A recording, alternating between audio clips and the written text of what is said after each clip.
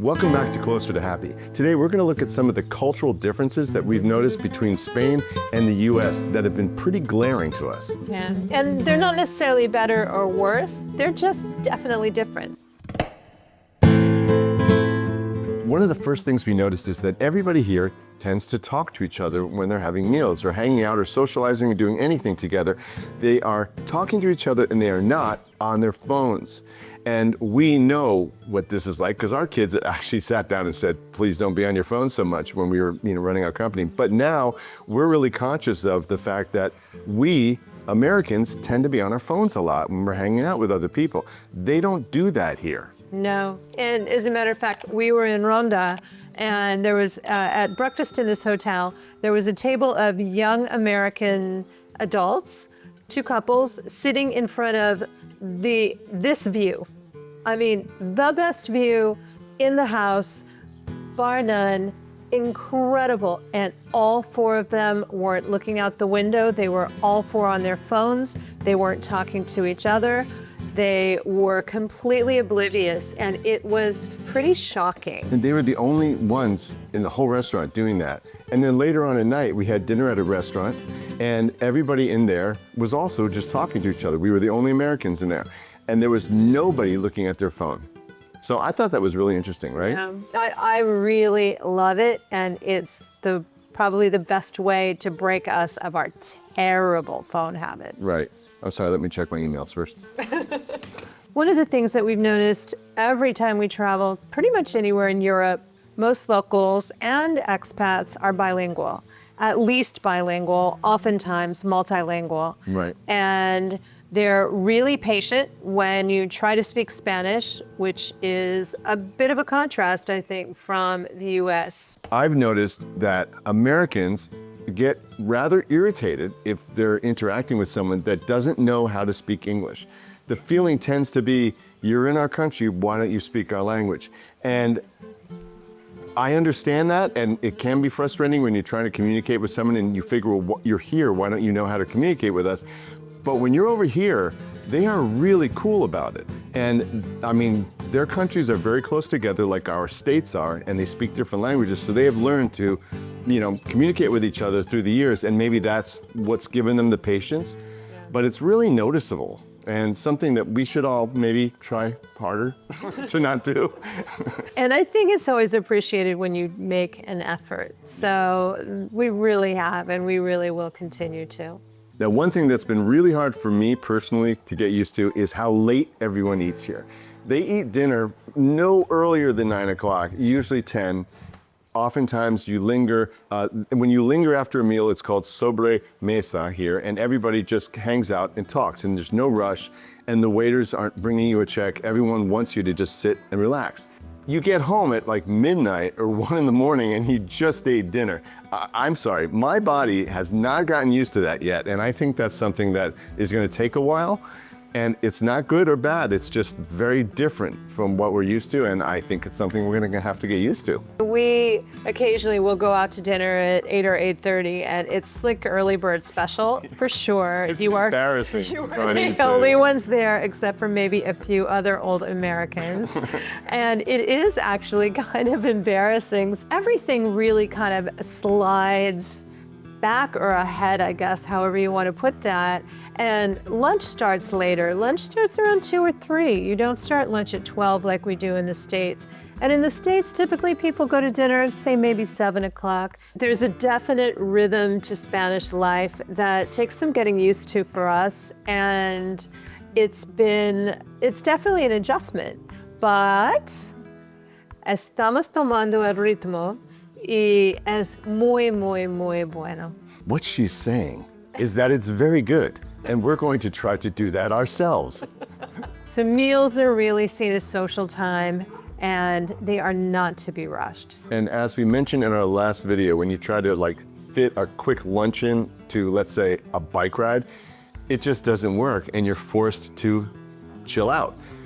Another thing I've noticed is that a lot of people drink wine or beer at lunch.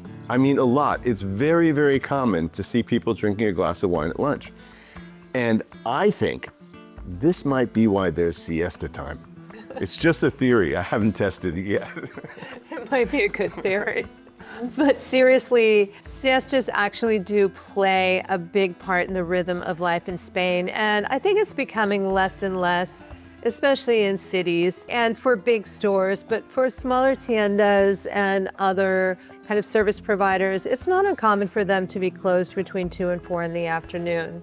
And you just have to know that and plan your day accordingly. It used to bother us when we first got here, and then we realized we're not drinking enough during lunch, and that's the problem. I think that's it. The other thing that we had to get used to, and just requires a tiny bit of planning, is that most stores and businesses are closed on Sundays here because Spain is very religious. That requires some planning for your meals. Not a big deal, obviously, but the first kind of Sunday you think you're going to run down to the store to get some food for dinner, you are deeply surprised. Big difference from the United States, where things are kind of open 24/7. Festivals and holidays and celebrations happen in Spain all the time. And we've noticed that ever since we first came here. There's always a party happening. There's fireworks, there's parades, there's reasons to celebrate. And I think that's awesome. I really do. And it's really fun. But what you don't see in America is that happening without having a commercial tie-in. None of these festivities are sponsored by Pepsi or anything. They're just in the culture, and they have all different reasons why they're celebrating, and they're very deep in their culture.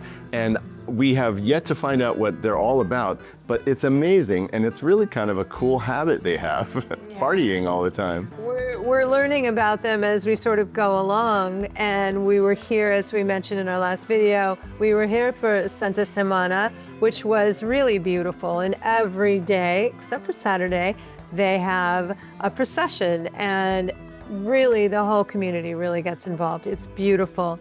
And then in Catalonia especially, I think it's throughout Spain, but really in Catalonia, they go all in on Sant Jordi's Day, which I think I just butchered the pronunciation of. Probably. But they do that instead of Valentine's Day. Valentine's Day is not that big a deal there, but this one sure is. And the tradition is for people to give each other roses and books.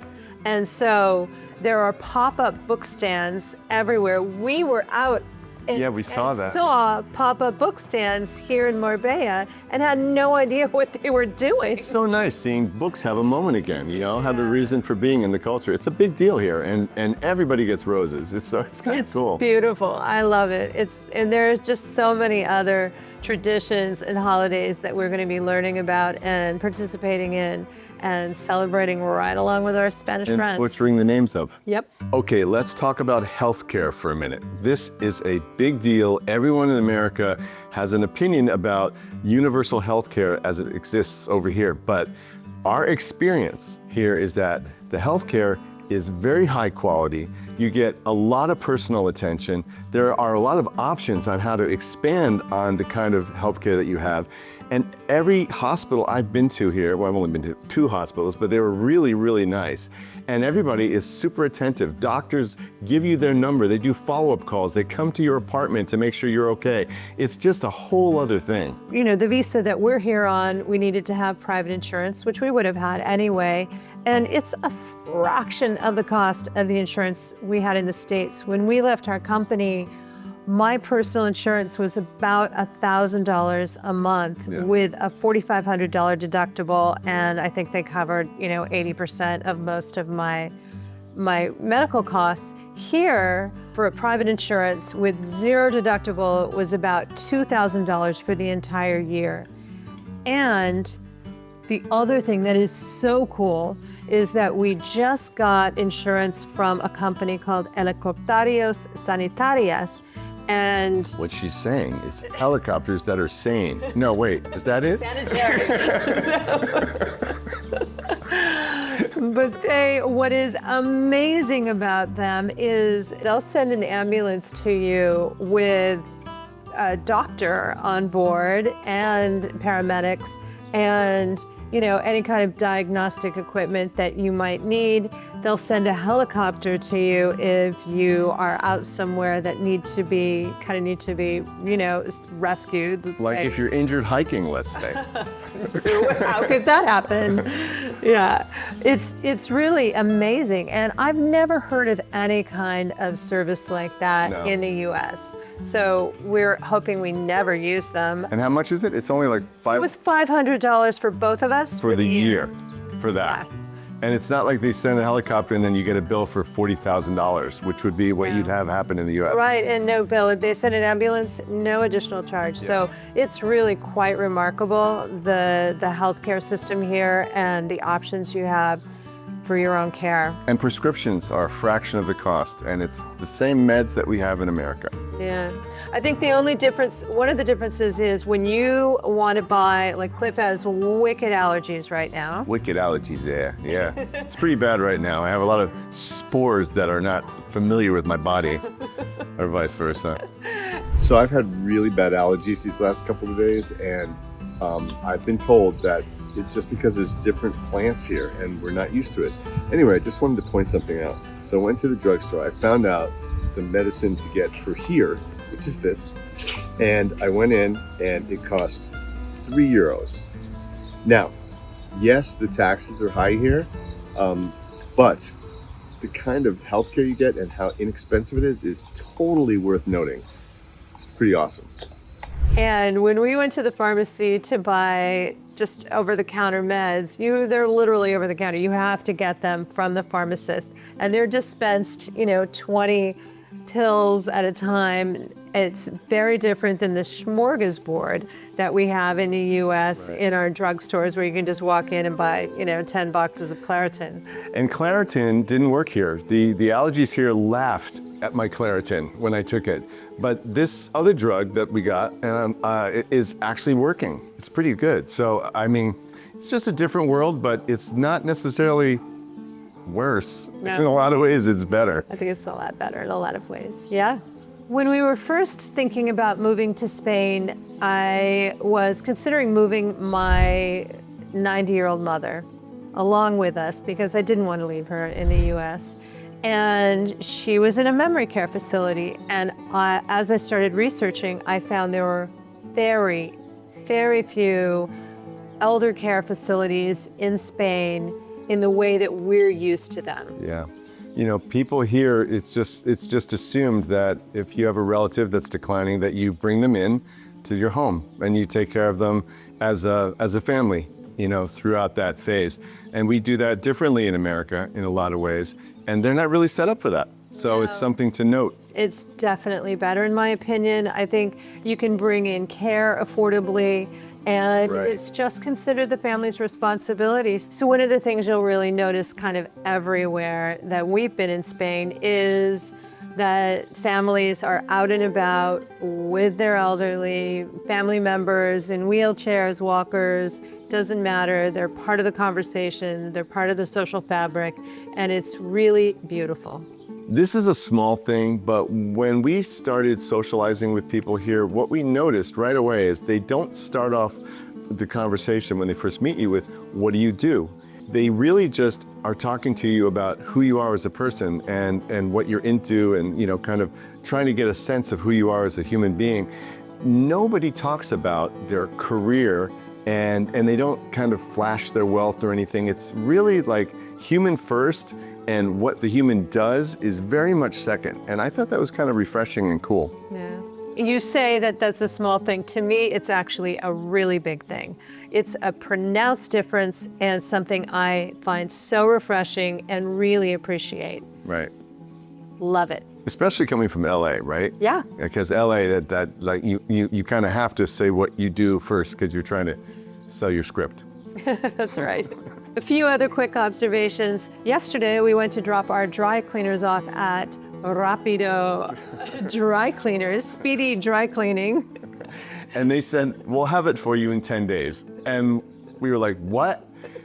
She shook her head and she said, Yep. 10 days. It's going to be 10 days. Rapido. Do you really want to leave it here? Yeah, so we didn't. We're going to take it somewhere else, which we haven't found. And by the way, we're probably not going to have our clothes done for at least 10 days. So maybe we should have just gone along with that. There's definitely a way to do things here that you have to get used to. In our grocery store, for instance, at the cheese counter, there's a ticket dispenser, and you have to take a ticket and wait for your number to be called, just like a deli or anything like that. But every single counter has their own tickets and their own numbering system. When we first got here, we would take a ticket and then wait a long time and then, not know how long it was going to take. And then we would get it and we'd go to the next counter and take another ticket and wait. And then Cheryl discovered recently that there's a better way. So at the entrance to the store, there's a machine and you can say, I need a ticket for the panaderia, I need a ticket for the charcuteria, I need a ticket for the carniceria. Oh, did I say that right? All of the counters that you're going to go to require a ticket. You can get it in advance, and you're going to need to get it in advance because it's not like, there's not going to be a big rush to get to your ticket. So you can go grocery shop and then kind of meander over to the counter, and maybe or maybe not your number's getting close. All this comes down to there are hacks to all of this. And once you learn the way things are done, it actually becomes a lot easier. Yeah. It becomes fairly painless. But in the beginning, when you don't know what's going on, you're definitely the dork walking around confused. One of the big ones for me that I'm noticing is there is far less obesity.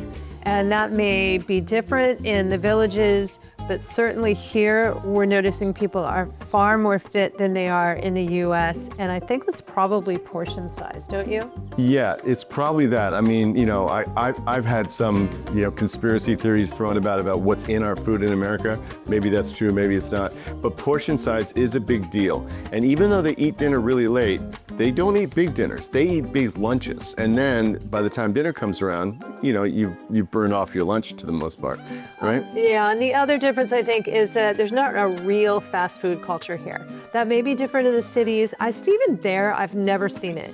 Or rarely seen it. You see the McDonald's, you see the Burger King, but it's not such a big part of the culture as it is in the US. Yeah. And obviously that is much healthier. And this is also very different from LA. The Spanish people are very, very honest with what they say to you. They say what they mean. For instance, if you say, does this outfit make me look fat?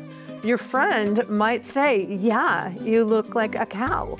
Whereas in the US, people would say, I don't know if it's the most flattering, but yeah, you look okay. And then you go out and looking like a clown. So I think it's actually better to be honest. So I think this is going to be good. Yeah. Because I'll never say honest things, so. Thank you.